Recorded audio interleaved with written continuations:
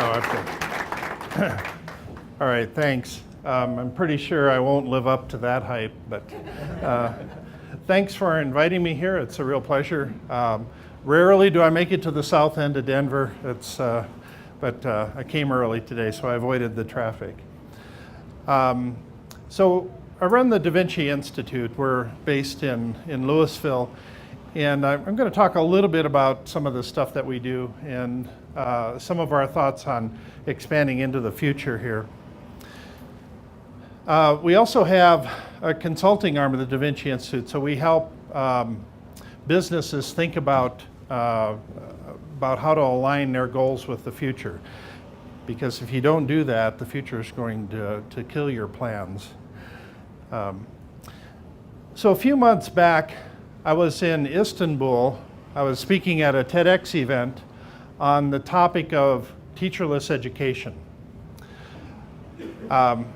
This is, I think, a very hot topic, and after my talk, I was approached by one of the executives from Google, and this executive happens to be responsible for the entire continent of Africa, and he came up to me and he said, you know, at Google we're very interested in teacherless education because we want to educate Africa, and teachers don't want to go to Africa.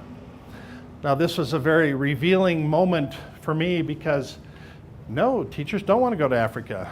It's just lots of mosquitoes, bugs, corrupt government, and you get kidnapped or killed. In fact, there's lots of places in the world where teachers don't want to go. So we have a huge need for some other way of getting people in the world educated. Today, we have a teacher shortage globally of 18 million teachers. And a full 23% of all kids growing up today in the world get no education whatsoever. In fact, with the changing pace of technology today, if we continue to have to insert a teacher between us and everything that we need to learn in the future, we can't possibly stay competitive. Somehow we may need to make this far more efficient. The projection is by 2030, the average worker will have to reboot their career 6 times. So how do you do that? I'm gonna come back to that. Let's dive into this question of how does the future get created? Actually, the future gets created in the minds of everybody around us. We all participate in creating the future. People make decisions today based on their understanding of what the future holds. So I use this phrase, the future creates the present. This is just the opposite of what most people think. Most people think that what we're doing today is going to create the future, but from a little different perspective, it's those visions of the future determine our actions today. So here's the key thing. If you change somebody's vision of the future, you're going to change the way they make decisions today. That's my role as a futurist. My role as a futurist is to change people's vision of the future, give them a better understanding, more accurate vision, ways of questioning what their thoughts are about the future so that they can make better decisions today. As my favorite physicist, Max Planck, likes to say, if you change the way you look at things, the things you look at change. A lot of the thinking around the future gets framed by some of our global influencers, these people that high profile people that get quoted a lot in the news. And I'll just mention a few of these because this helps frame our thinking about how fast the world is changing. Larry Page says that the main reasons companies fail is because they miss the future. I happen to agree with that. Vinod Khosla, who happens to be the most successful venture capitalist of all times, he says that big data is going to eliminate the need for 80% of all doctors. Pete Diamandis, the founder of the X Prize Foundation, the founder of Singularity University, says that we're headed from a world of 2 billion people connected in the internet in 2010 to 7 billion by 2020. And I'll show you how that's gonna unfold here. Christian Hammond, I like this technology. It's a technology called narrative sciences. He says 90% of the news will be written by computers in 2030. And surprisingly, a lot of the news is already written by computers. We just don't know it. So we can put all the data in from a high school football game and it automatically creates an article. These are the writing assignments that nobody really wants.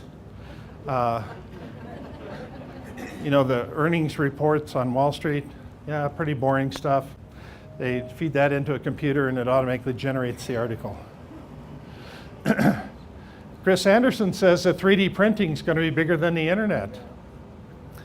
The reason he says that is because the economy of the physical world is 5 to 6 times larger than that of the digital world. So it'll be real fascinating to watch this unfold. And I didn't want to get left out naturally, so I have my own quote in here that by 2030, over 2 billion jobs are going to go away. Now, when I make a statement like this, I'm not trying to say that this is a big doom and gloom statement and we're going to have 2 billion people unemployed. What I'm actually saying is that we need to create systems for re-employing people at a far faster rate than ever before. Jobs are going to transition in lots of different ways that we don't even understand yet, and so we need to prepare for that. We currently do not have the systems in place for retraining the people that we need to. So I talk a lot about this being what I call the level problem. Most of us have this tool at home. This is a level. Have it in our, if we were going to hang a picture on the wall or build a house, we need a level to do that. But once you can download a level app on your smartphone, suddenly you no longer have a need for that tool, or a lot of people don't. So that means that you no longer have the need for somebody to make the aluminum frame. You no longer have the need for somebody to make the little glass bulbs. You don't need somebody to assemble it, the shipping and receiving. You don't need the retail stores to carry it. Every app that's downloaded, a lot of these apps that get downloaded, that eliminates a piece of a job. It's a very tiny piece, but it's a piece nonetheless.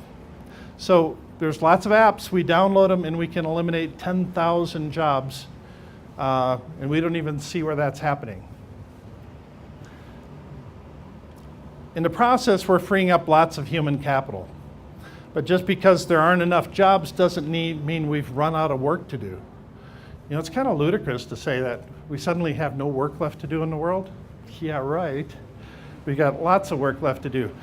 But is there going to be jobs lined up for the work that needs to be done? That's a whole nother question. So where will our next generation jobs come from? So this is the Oculus Rift. How many of you know about the Oculus Rift? Quite a few in this room. This is a more techie audience. Oculus Rift company was bought in March by Facebook for $2 billion. Now, this is a very cool technology. This is a full immersion virtual reality device. You strap it on over your head and you're lost in another world. You have stereoscopic vision in these things. You feel like you're immersed in this new environment, and there's actually some very cool tools out now that enable you. This is a 360-degree treadmill, so you can walk in any direction. And if you're playing some of these games, you feel like you're immersed in it. And any way you walk, you're immersed in that new environment. Now, as a result of this, there's been a serious uptick in the number of virtual reality designer jobs.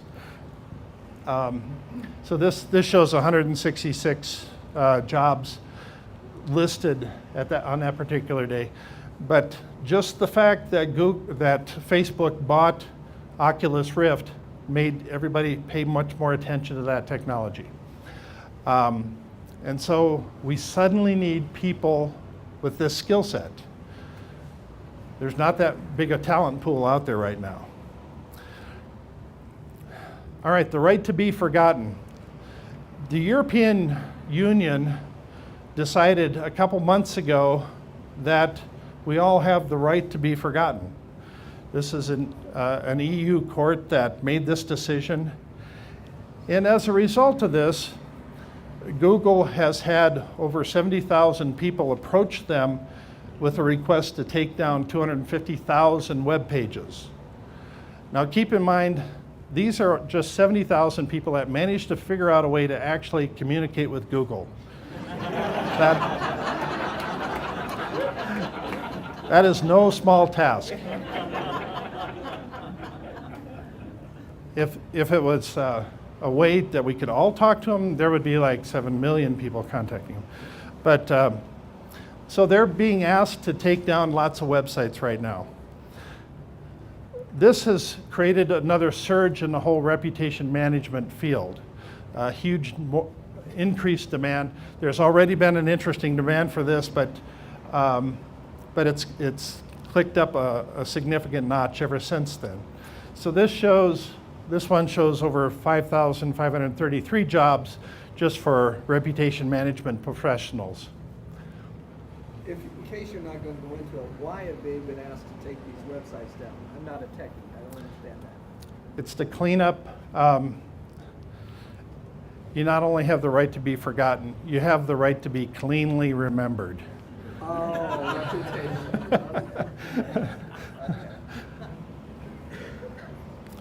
When Pete Diamandis talks about us going up to 7 billion people connected to the internet by 2020, what he's actually talking about is that the fact that Google just bought a solar-powered drone company called Titan, and Facebook bought one called Ascenta. Now, the way these solar-powered drone companies work is they fly at an altitude of 65 to 80,000 feet in the air. And so, because they're solar-powered, they're above the weather patterns, so they get sun all the time when they're up there, and then during the night, they have batteries that keep them operating. So these vehicles never have to land. Well, we don't know what the mean time is between failure, but the projections are that these devices will be able to fly for years on end. Now, this becomes a very low-flying satellite or a very high-flying cell tower. So Google and Facebook may indeed be competing directly against AT&T and Verizon and Sprint, but in the meantime, they're going to be trying to connect lots more people to the internet. That increases their market dramatically. Google actually went the extra mile and they bought a company called Skybox, which is a satellite company. So they're trying to create this whole ecosystem of getting the internet to everybody on the planet. And people on other planets too. So if you're going to other planets.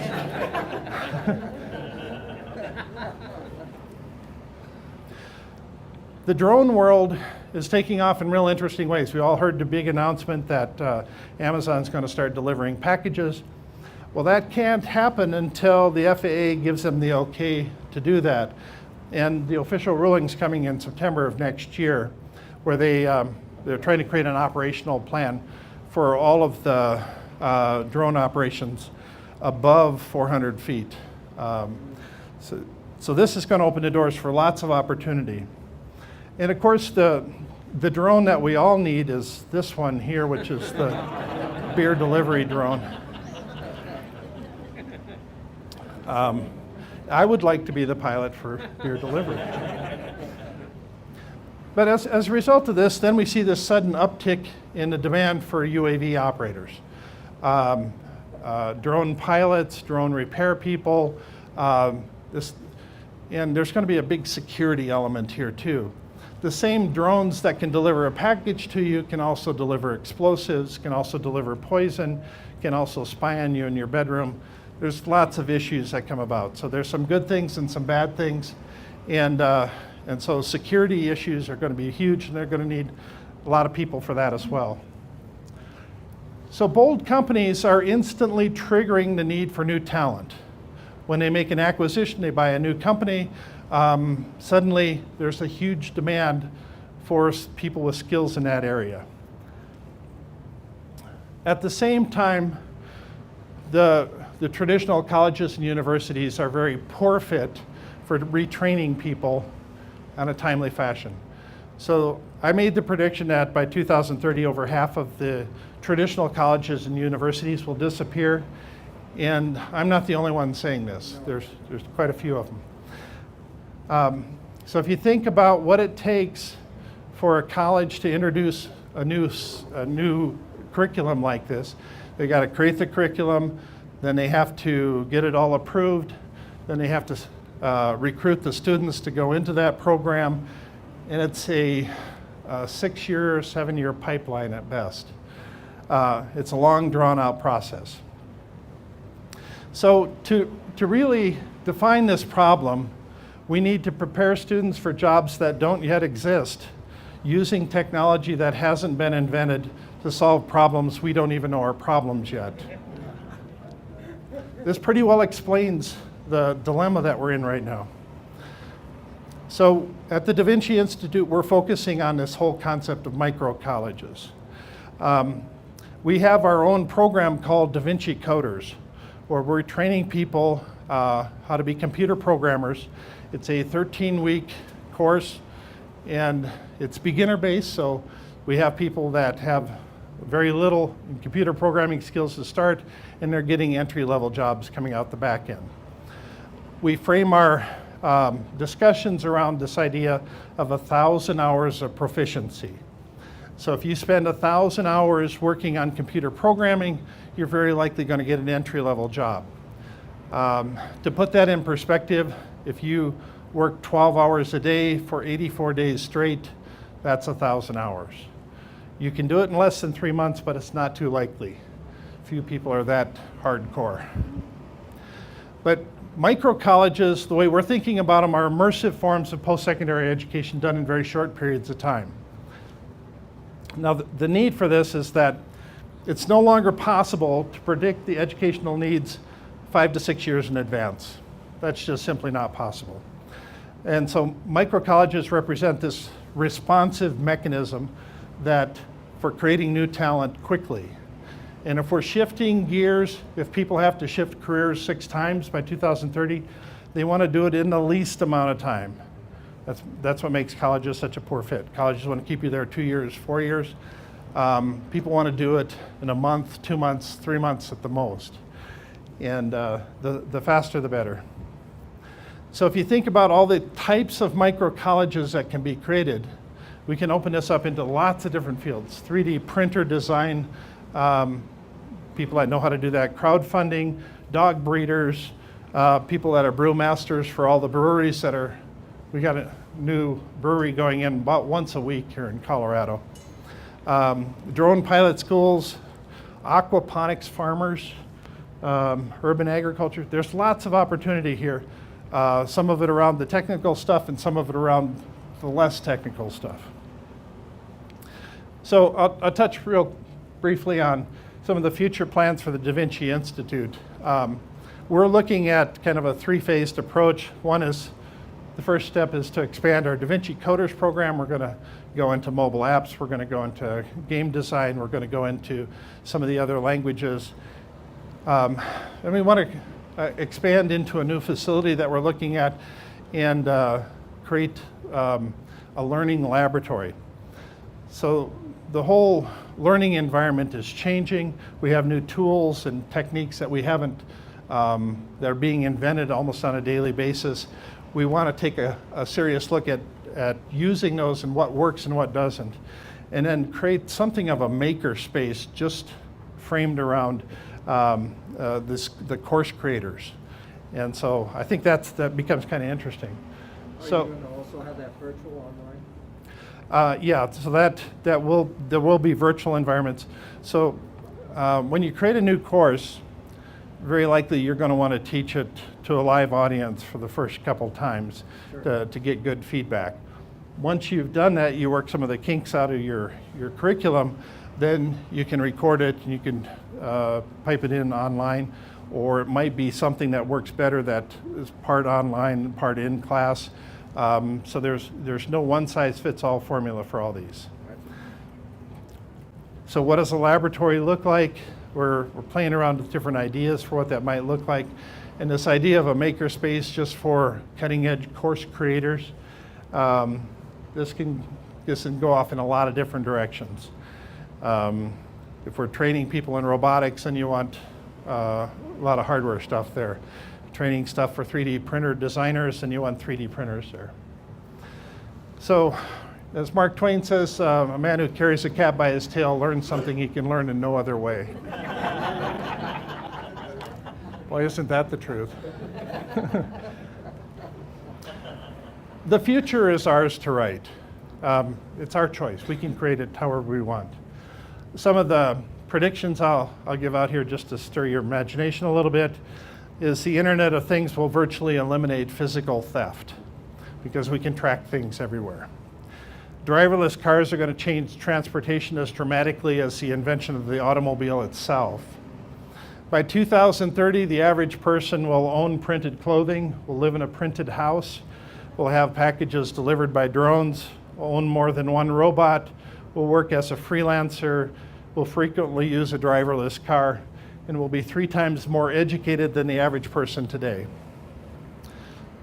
When I talk about over 2 billion jobs going away by 2030, a recent study that was done by McKinsey & Company, they said that for every job eliminated by the internet, another 2.6 jobs were created in startup companies. So I like to say that the fastest way to create new jobs is to automate the old ones out of existence. That may or may not be true. We're entering into a period of unprecedented opportunity. So why is this so important? It's because humanity is going to change more in the next 20 years than in all human history. The risk factors are going to increase exponentially, and our children's children who haven't even been born yet are counting on you. As Steve Jobs says, right now is one of those moments when you are influencing the future. But sometimes our best efforts just look a lot like this. Pretty much like that. Thomas Edison says opportunity is missed by most people because it's dressed in overalls and looks like work. I think you understand that. So if any of you want more information about what we're doing at the Da Vinci Institute, please stop by and see me afterwards. You can sign up for a free newsletter that goes out once a week. But I thank you very much for having me here today.